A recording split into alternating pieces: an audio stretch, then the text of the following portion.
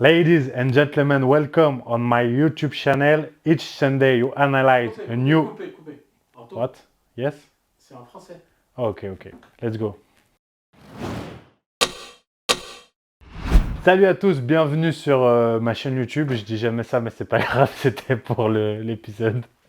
On se retrouve pour une nouvelle vidéo comme chaque dimanche 18h. On va analyser une nouvelle diète ou une nouvelle vidéo conseil d'un influenceur, d'un professionnel. Peu importe, on verra avec plein d'effets spéciaux, voilà. On va rire, on va apprendre comme d'habitude. Merci à tous d'être au rendez-vous. On y va, let's go.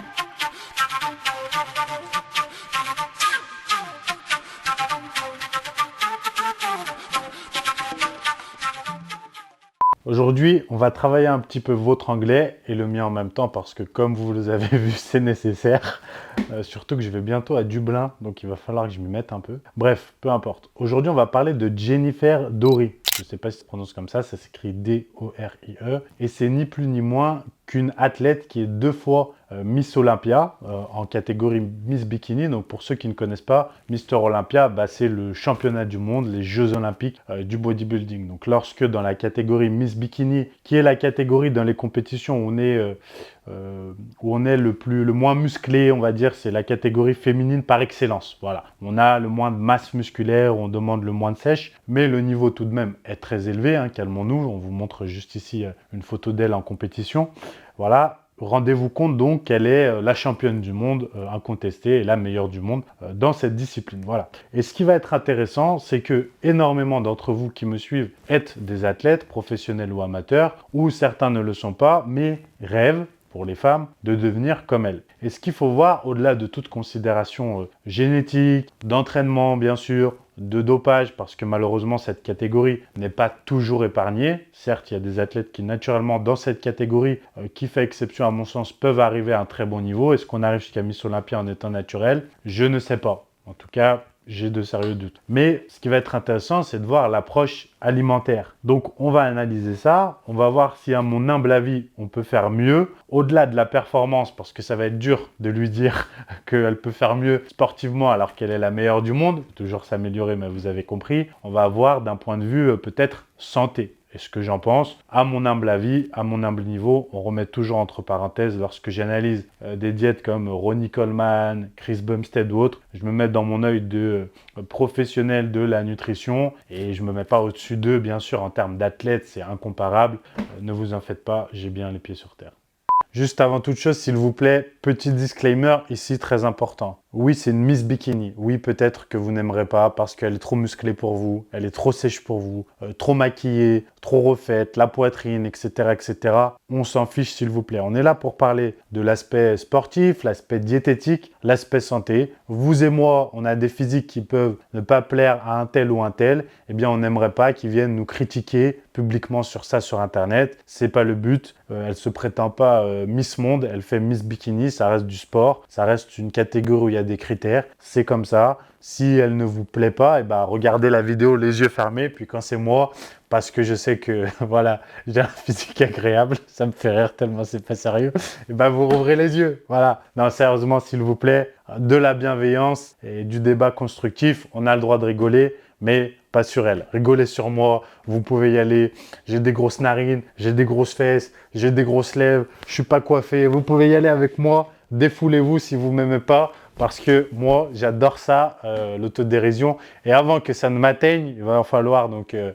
vous pouvez y aller, faites-vous plaisir. Et d'ailleurs, on va faire un jeu. Le commentaire le plus drôle à mon égard aujourd'hui, le plus drôle, hein, j'ai pas dit le plus méchant, bien que ça puisse être le plus drôle. S'il vous plaît, juste, voilà, il y a des enfants qui peuvent regarder, faites attention. Gagnera 50 € en bon d'achat sur AW Trainer. Oui, je suis sérieux. Alors, celui qui a le mot le plus drôle dans les commentaires. Et qui décide qui est le plus drôle? C'est moi, parce qu'ici, c'est une dictature. Allez, aujourd'hui, on est en forme, on y va. Un peu de magie. Baguetoum. Hop là. C'est tellement simple, la magie, qu'on peut dire des derrière tout. Richum, playum. Attends.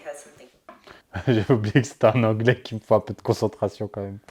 On précise que cette vidéo s'appelle Olympia Prep Full Day of Eating, 8 weeks out. Je sais, c'est impressionnant. Donc, ça veut dire une journée complète de diète. Olympia Prep, ça veut dire c'est sa préparation de compétition pour Olympia, qui est la compétition la plus prestigieuse. Et donc, c'est 8 semaines avant Olympia, 2 semaines avant. Donc, ça commence vraiment à rentrer dans le dur. C'est là où c'est intéressant. C'est une vidéo qui date un peu, mais j'en ai pas trouvé de plus récente. Mais peu importe, on s'en fiche. Allons-y. Playum. What's up, you guys? Welcome back to yet another full day of eating. I decided I was going to do another full day of eating update just because some things had changed. So we are now 8 weeks out of the Olympia and time is just flying by. Not going to lie, a little bit nervous and a little bit scared just because it's going by so fast, but I know I'm in a good spot and I'm excited more than anything. So just channeling any of that anxious nerve type feeling into excitement and just putting all that energy into giving 110% every day, because as long as I give my best every day, that's all that I can control. On that note, I'm gonna make my breakfast right now and I'm gonna show you guys some of the changes that I've made. I'm not eating those Rice Krispie bars pre-workout anymore, and I took out the Ezekiel Red Muffin and coconut oil before bed, which just so happens to be two of my favorite things, but it is what it is. It's time to kick things up a notch. As of where I am right now, I would say, based on my check-ins, my husband and I were saying probably I'll be ready in like 4 to 5 weeks, and then I'll just have those last 3 to 4 weeks to cruise in as long as things go according to plan, hopefully. Donc là, très intéressant pour nos amis athlètes, elle explique qu'elle sera prête en vérité 4-5 semaines avant la compétition, donc qu'elle est bientôt prête dans 2-3 semaines selon elle, et que donc avec son coach, ils ont décidé d'employer cette stratégie. Comme ça, après, elle a quelques semaines qu'elle appelle de cruise, c'est-à-dire de maintien, un cruise c'est maintien, pour ensuite la compétition. Dans une catégorie comme Miss Bikini, souvent, malheureusement encore en 2024, on est bien en 2024, on a tendance à réfléchir comme en bodybuilding. C'est-à-dire que beaucoup de Miss Bikini vont aller faire des préparations où elles vont sécher jusqu'au bout et faire la balance sodium-potassium et faire la balance hydrique et faire un gros rebond, etc. Vous n'êtes pas des bodybuilders. Vous ne pesez pas 110, 120, 140 kilos et on ne vous demande pas cette condition physique extrême. Vous savez, cette fameuse peau qui colle où on voit vraiment tous les détails musculaires, les stries dans cette catégorie-là. Ce sera même préjudiciable, surtout dans certaines fédérations, certaines compétitions, si vous ne préparez pas des shows tels que celui-ci. Mais même dans celui-ci, on ne vous demande pas de strier des fesses, de strier des lombaires, etc. Et en plus, le posing, la prestation sur scène va à l'encontre de cela. Donc il faut bien le réfléchir et le raisonner dans son approche. Et c'est intelligent, on le voit, elle est Miss Olympia, bien sûr qu'elle le sait, bien sûr qu'elle le fait bien, mais ça peut vous montrer que si elle le fait à son niveau, imaginez-vous quand vous préparez une compétition amateur, à quel point c'est entre guillemets idiot d'aller complètement se déshydrater. J'en vois encore qui ne boit plus du tout le jour J. Ça n'a pas de sens. Honnêtement, oui, peut-être vous gagnez des compétitions comme ça, mais vous mettez votre santé en danger. Vous pourriez gagner des compétitions en buvant et en ayant un protocole plus sain. Voilà. Donc, si votre préparateur n'est pas d'accord, on s'en fout. On l'emmerde. Ça se dit pas? Ça se dit pas? Ok. Hopefully. So I just wanted to pick things up a little bit faster now and kind of bump things up while I have the energy for it, and then be able to cruise into the show with no stress and just full confidence in how I look later. So I am doing 2 sessions of cardio a day now. I do 30 minutes in the morning and then I do 30 minutes in the evening. I don't like to do my cardio post-workout just because I'm always hungry and tired post-workout and I just want to eat my meal and go home. So I'm not someone who likes to do post-workout cardio. Alors, on ne parle pas d'entraînement, vous le savez, dans ces vidéos-là, mais on va quand même prendre en compte qu'elle fait 30 minutes de cardio le matin, 30 minutes de cardio le soir. Donc, on a déjà 1 heure de cardio en termes d'activité par jour, ce qui forcément va influer ce que l'on va voir au niveau de la diète, des apports caloriques. Parce que je vous rappelle, on a toujours notre fameuse balance et qui se joue entre les dépenses et entre ce que l'on consomme. Et c'est toujours un équilibre entre ces deux-là, qu'importe votre niveau, qu'importe qui vous êtes, que vous soyez Miss Olympia, compétitrice ou non, que vous soyez débutante en sport, peu importe, eh bien, ce qui compte, c'est le déficit calorique. Et même quand on prend des produits dopants, ce qui compte pour perdre du gras, c'est le déficit calorique. Oats and chia seeds. So breakfast is still the same. My protein source for breakfast is egg whites. And then I do oatmeal and chia seeds as my carb source. The chia seeds I like to have in there as a healthy source of fats and fiber. They help keep me full, and I just love the texture and how fluffy it makes when you add it into the oats. And then I'm adding in some spinach. You guys already know from last video, these bell peppers go on everything. Some mushrooms, and Lately, I've been loving broccolini.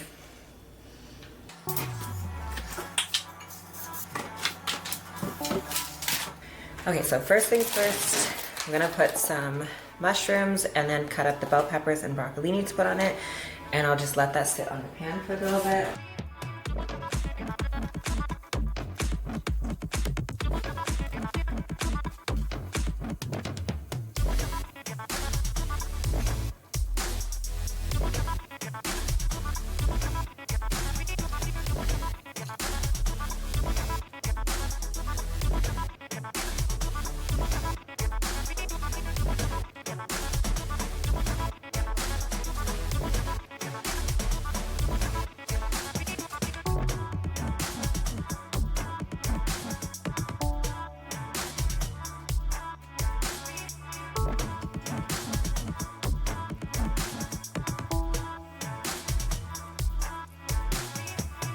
Alors, qu'est-ce qu'on a pour le repas numéro 1? On a, donc elle se fait une omelette blanc d'œuf avec une multitude de légumes. Des épinards, des carottes, des champignons, des broccolini, qui sont des petits brocolis, comme elle l'explique, des poivrons, des champignons. Donc là, le but, tout simplement, c'est d'avoir sa source de protéines. Et pourquoi toute cette variété de légumes? Eh bien déjà parce que lorsque vous êtes en déficit calorique, au régime, que vous avez moins de calories à consommer, les légumes vont avoir une forte densité calorique. C'est-à-dire que pour 100 grammes, par exemple, de champignons, vous aurez très peu de calories, ce qui fait que vous pouvez consommer un fort volume. En plus, vous avez des fibres, vous avez bien sûr plein de micronutriments, vitamines et minéraux, donc c'est très très intéressant. Les fibres vont être capitales à ce moment-là, comme vous mangez moins de volume alimentaire, eh bien généralement il est plus difficile d'aller aux toilettes tout simplement, et les légumes vont vous aider au niveau du transit, en plus de vous aider au niveau de la faim, la satiété et de la santé. Ensuite, elle se fait un porridge avec avoine et graines de chia. C'est intéressant parce que les graines, notamment les graines de chia, il ne me semble pas qu'on l'ait vraiment abordé au terme des vidéos.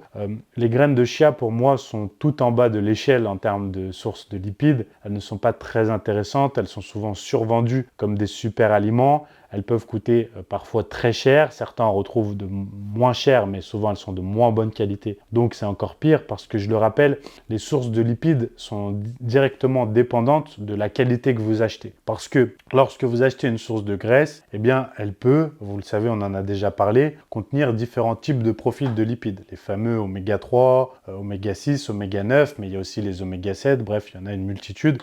Et donc, il est important de faire attention à ça. Souvent, on vante les graines de chia pour l'aspect fibre, et ça c'est vrai, et on le vante aussi pour l'aspect oméga 3. Sauf qu'en réalité, il y a très peu d'oméga 3 dans les graines de chia, et en plus, il faut bien retenir toute proportion gardée qu'il y a différents types d'oméga 3. Il y a les oméga 3 d'origine végétale, qui sont les ALA, et les oméga 3 d'origine animale, qui sont EPA, DHA. Et on en a déjà parlé, pour être utilisés, les oméga 3 d'origine végétale doivent être convertis en oméga 3 d'origine animale. Or, lors de cette conversion, vous en perdez une grande partie parce que la conversion est souvent difficile et en plus, c'est très génétique. C'est-à-dire que d'un individu à l'autre et surtout d'un peuple à l'autre, il est plus difficile de le faire. Anthony Berthoud en parle très bien. Par exemple, les Inuits qui sont habitués à consommer énormément d'oméga 3 d'origine animale et très peu de produits végétaux, ils consomment beaucoup de poissons. Si vous les nourrissez que de sources provenant des ALA, ils auront des problèmes, notamment cardiovasculaires. Donc, il faut bien tenir compte de cette particularité-là et retenir que les graines de chia, oui, pour le côté, ça fait gonfler le porridge cuisine, c'est bien. Pour le côté fibre, pourquoi pas? Encore faut-il les assimiler parce que les graines, hormis si vous les broyez ou autre, vous allez souvent les retrouver dans la selle. En vérité, elles vont passer tout droit. Elles sont pas super intéressantes. Les graines de lin, par exemple, sont bien plus intéressantes parce qu'elles ont un profil plus riche en oméga 3, ce qui fait que vous en consommez plus et dans la conversion, vous avez plus de chances d'en gagner. Voilà. Donc, il faut bien retenir cette donnée-là. En dehors de ça, son petit déjeuner, il est bien. Juste là où elle pense avoir une bonne source de lipides via les graines de chia, pour moi, elle ne l'a pas. Mais sinon, c'est très bien. C'est la pub. C'est l'hiver. Et l'hiver, il fait froid. Quand on a froid, on doit bien s'habiller. Mais parfois, même quand on s'habille bien, on a quand même froid. Et quand il fait très froid, le système immunitaire, il est plus faible et on tombe malade. C'est pour cette raison que 90% d'entre vous, en ce moment, on a le nez qui coule, on a un petit peu mal à la tête, voilà, on est frileux, etc., etc. Pour éviter les petits rhumes de l'hiver et les petites maladies. Il faut booster le système immunitaire. Il faut le booster. Et pour ça, on a les compléments alimentaires. Parce que dans l'alimentation, aussi bonne soit-elle, bio, etc., on ne peut pas amener tout ce qu'il faut. C'est compliqué, surtout quand on est sportif. Et nous, ici, on est tous sportifs. C'est pour cette raison que AW Trainer a monté sa gamme santé. Donc, allez tous sur www.awtrainer.com. Vous avez la vitamine C, le zinc, le magnésium, notre pack santé. Vous avez une promo en plus dessus. Ça permettra que j'ai plus de moyens, que je puisse arrêter de me ridiculiser à longueur de vidéo pour gagner de l'argent. Je vous remercie. So I'm gonna go train, but first pre-workout meal is going to be super fancy ground beef and rice. This is 93.7 ground beef that I cooked, and then just Jasmine rice. But I'm also gonna get my post-workout meal ready so I can have it to bring with me, which is gonna be shredded chicken and Jasmine rice.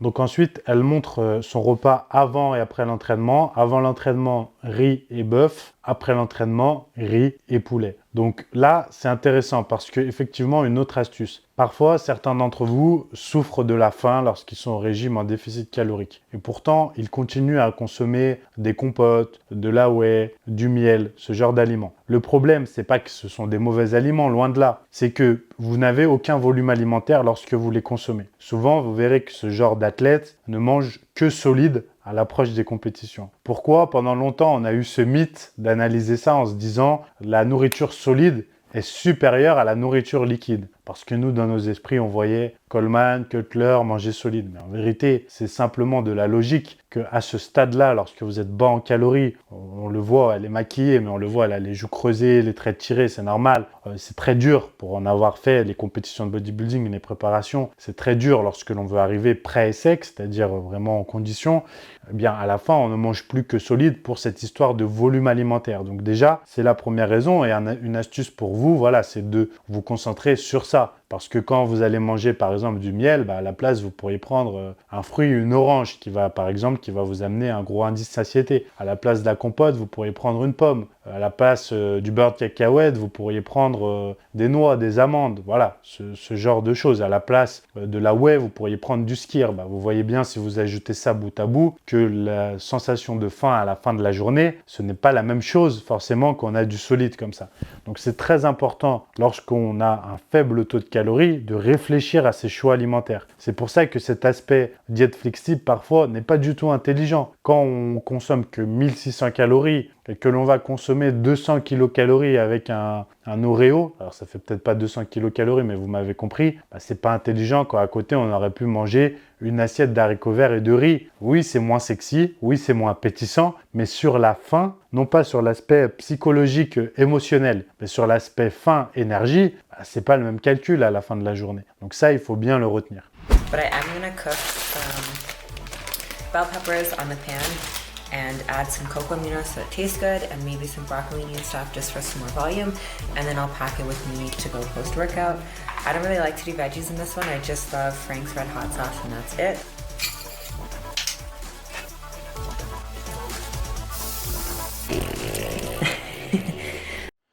Donc avec ces deux repas-là, elle ajoute des légumes. Juste à noter, quand vous prenez du bœuf pré-entraînement, forcément ça va être plus long par exemple à digérer que le poulet. Du moment où vous rajoutez l'aspect lipide, ça va être forcément plus long à digérer. Donc il faut bien calculer son timing. J'aurais peut-être fait l'inverse par rapport à ça. Mais bon, si elle arrive à un moment où elle mange tellement peu, de toute façon ça ne va pas forcément la gêner parce qu'elle a l'estomac quasiment vide. Cependant, voilà, c'est intéressant. Quant au choix juste du riz et de l'avoine, là c'est plus intéressant. Nutritionnellement parlant pour la santé, si on le peut, d'aller plutôt chercher vers des pommes de terre ou des patates douces. Pourquoi? Parce que dans le riz comme dans l'avoine, vous avez en réalité bien moins de micronutriments. Alors l'avoine un peu plus, dans le riz, c'est vraiment très faible. Donc quand on arrive à ce stade-là de diète, le riz n'est pas le meilleur choix et c'est plus intéressant si vous le pouvez, parce que oui, c'est plus long à préparer, plus long à cuisiner, quoique vous devez avoir des solutions chez Picard peut-être, par exemple de patates douces fraîches, déjà coupées, surgelées,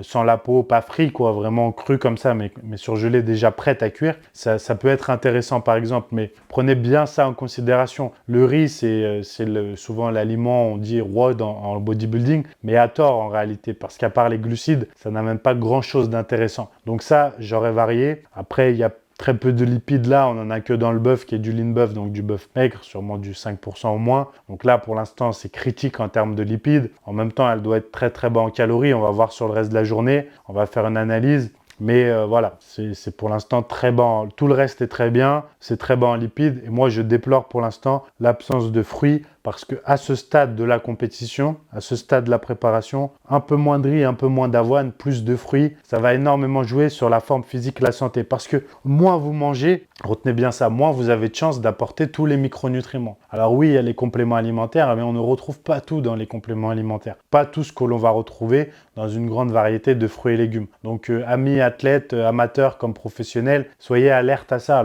N'ayez pas peur du fructose, etc. Ajoutez des fruits, ajoutez des légumes. Vous ne serez pas moins sec, vous ne serez pas moins prêt. Vous serez sûrement pareil, peut-être même un petit peu meilleur, mais en meilleure santé, plus en forme, surtout sur le long terme.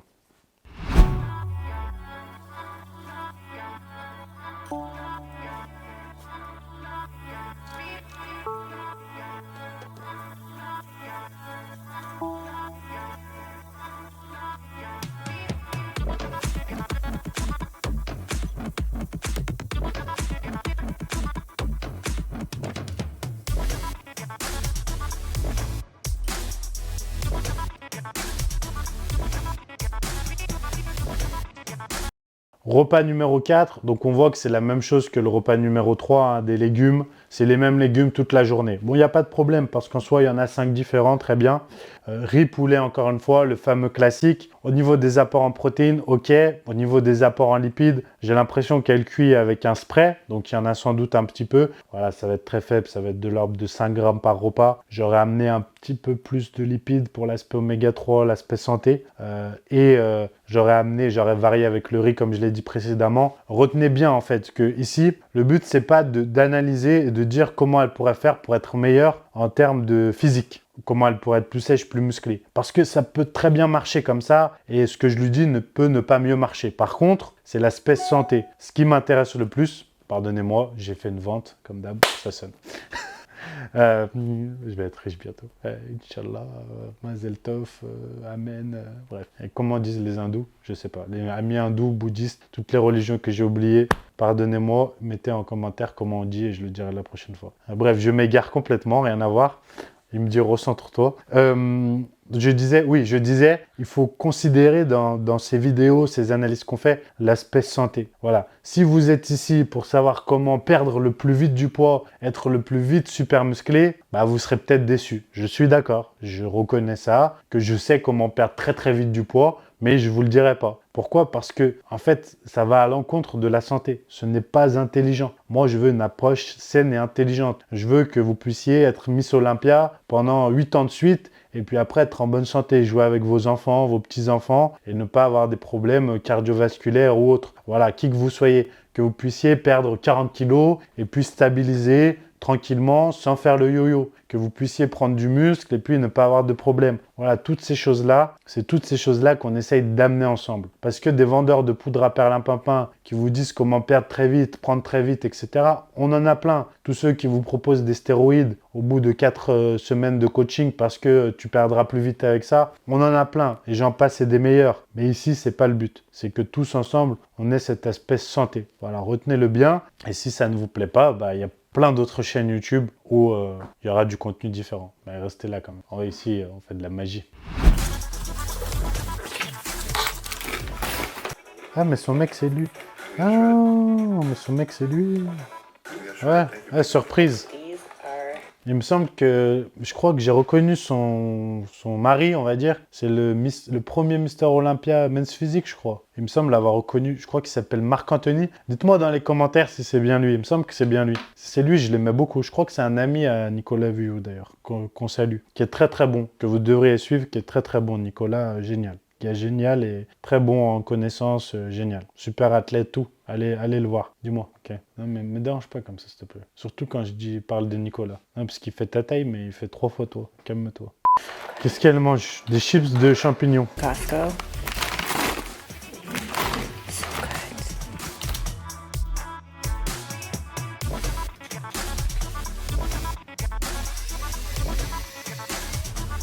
So excited. This is Perfect. Chocolate peanut butter pro HD with almond milk.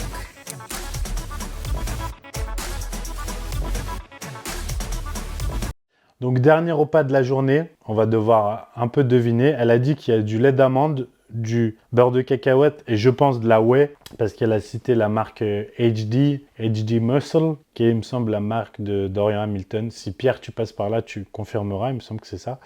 Donc là, elle se fait cette collation-là. Bon, on n'a rien à dire, on a notre rapport en protéines, il est là. Notre rapport en légumes, il est là. Notre rapport en glucides, il est là. Vous avez vu, pour 8 semaines avant, il y a quand même la dose de glucides, donc ça c'est bien. Les lipides, ils sont là très modérément, hein. On doit être à 20-25 grammes de lipides. Alors, c'est pas déconnant parce que ça doit être du 0,3, 0,4 grammes par kilo de poids de corps. Enfin, c'est pas déconnant, c'est très faible. Je conseille vraiment en dernier recours d'être à 0,5. Dernier recours, c'est-à-dire si vraiment vous avez besoin de descendre à ce seuil-là pour perdre ou si vous êtes très sec. Enfin, il y a différentes raisons. Mais voilà, c'est le seuil en dessous duquel il faut pas descendre. Là, voilà, c'est la considération numéro 1 que j'aurais faite. C'est les lipides, des meilleurs choix, des meilleures sources, un peu plus peut-être en baissant un peu les protéines qui me semblent sûrement très hautes ou les glucides, à voir, hein, il faudrait avoir les chiffres, on ne les a pas ici, mais voilà, faites attention si c'est votre cas, baissez un peu à ce niveau-là si vous le pouvez, gagnez un peu en lipides et choisissez des bonnes sources. Vous remplacez déjà le beurre de cacahuète par le beurre d'amande, vous rajoutez un peu d'huile d'olive ici sur les plats et vous, à la place du poulet,